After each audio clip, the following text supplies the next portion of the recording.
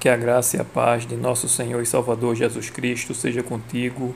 Segunda-feira, 1º de julho, segunda chance. Antes, porém, de entrarmos no tema de hoje, gostaria de fazer uma breve recapitulação, já que estamos iniciando um novo estudo, dessa vez do Evangelho de Marcos, né? E já que eu não pude fazer os 2 dias anteriores, né? Tá difícil, né? É meio corrido, né? Dá trabalho de fazer os vídeos, fazer a edição, tem que estudar, tem que orar, não é uma coisa assim simples, né? Só chegar, abrir e começar a ler, não, tem que estudar para saber o que realmente vai falar, né? Pedir a orientação divina. O livro de Marcos, ele provavelmente foi escrito pelo próprio Marcos, né? Isso é uma concordância, né, entre vários estudiosos bíblicos. E Marcos provavelmente ele não conheceu a Jesus, né? Ou se ele conheceu, ele era muito pequeno, né? E não lembra, né? Então ele deve ter pego relatos de pessoas próximas a ele, como os discípulos, né?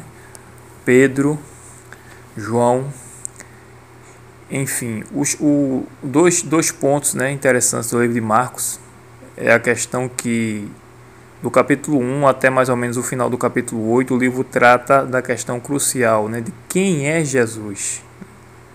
Marcos ali está a preocupação dele de mostrar realmente que Jesus é o Cristo, o Messias. E após o capítulo 8, mais ou menos a partir do verso 31, mostra exatamente para onde Jesus estava indo, né, que era exatamente para a cruz do Calvário.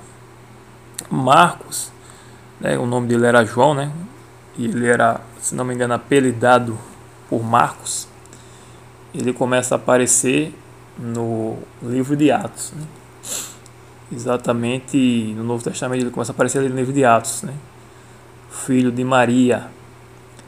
E ele começa a se juntar então com Saulo e Barnabé, por exemplo.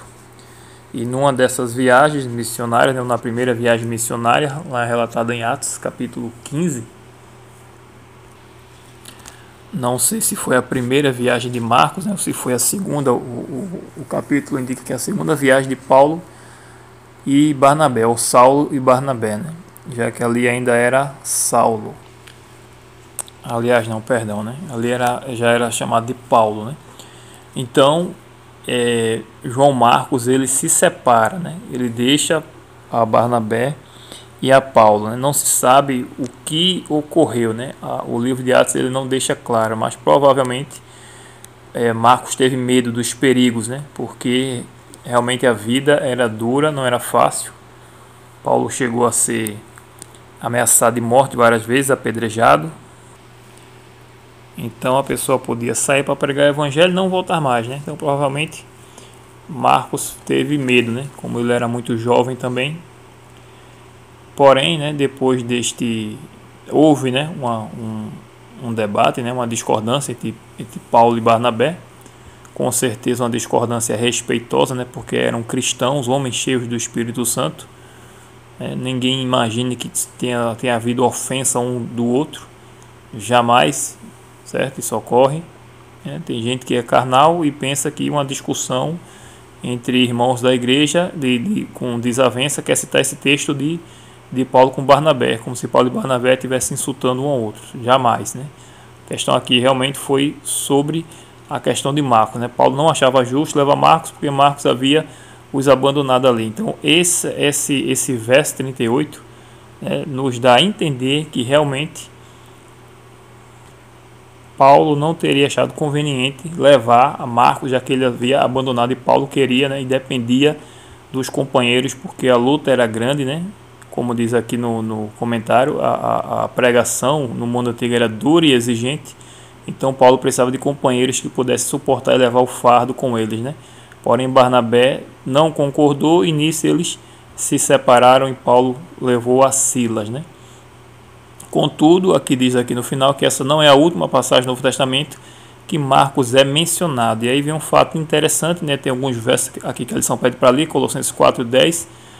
Timóteo, né? E Filemão 24, 1 Pedro 5,13, onde a afinidade de Pedro era tão grande com Marcos que chamado de filho, né? Meu filho. Porém, eu quero ler 2 Timóteo 4, verso 11, onde o próprio Paulo, né, que outrora negou, não quis que Marcos se juntasse com eles, dessa vez Paulo diz o seguinte, né, explicando a situação dele, ele diz aqui a Timóteo: somente Lucas está comigo, toma contigo Marcos e traze-o, pois me é útil para o ministério. Ou seja, Marcos ele se tornou um grande obreiro também, né? E extremamente útil, tanto para Paulo como Barnabé e também como para Pedro. Eu leio aqui também para encerrar, e tem uma questão bastante interessante também aqui, para a gente refletir, né? O comentário diz o seguinte, da quarta lição: parece ter ocorrido uma profunda transformação em Marcos. Nessas passagens, Paulo indicou o valor que Marcos tinha para ele e para o ministério. Paulo passou a considerá-lo um de seus colegas de trabalho e desejava que Timóteo o trouxesse com ele. Pedro também teve um relacionamento próximo com Marcos. As cartas de Paulo e Pedro provavelmente foram escritas no início da década de 60, portanto 15 a 20 anos após a experiência relatada em Atos 15, ou seja, após 15 a 20 anos do fracasso de Marcos, a gente vê aqui o que? Um crescimento espiritual. Eu não posso estar na igreja 15, 20 anos sendo a mesma pessoa. É exigido de mim uma transformação. Eu não posso ser uma pessoa estagnada na fé. É exigido de mim um crescimento espiritual, mergulhar nas águas profundas da graça de Deus, para sermos banhados pelo Espírito Santo. É isso que Deus requer de mim e de você.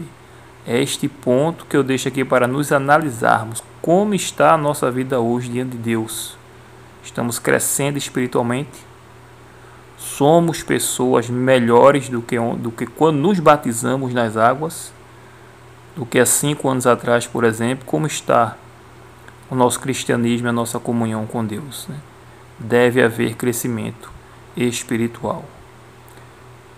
Que reflitamos nisso nesse dia, né? Nas nossas atitudes, que oremos ao Espírito Santo para nos fazer compreender, né, o que de fato é exigido de nós e o que estamos de fato fazendo. E se você não acompanhou ainda a consagração diária de hoje, está aqui também já no canal, deve aparecer aí na sua tela, você dá um clique e acompanha também. Que Deus te abençoe, que você curta o vídeo e compartilhe. E tenha um bom dia em nome de Jesus. Amém.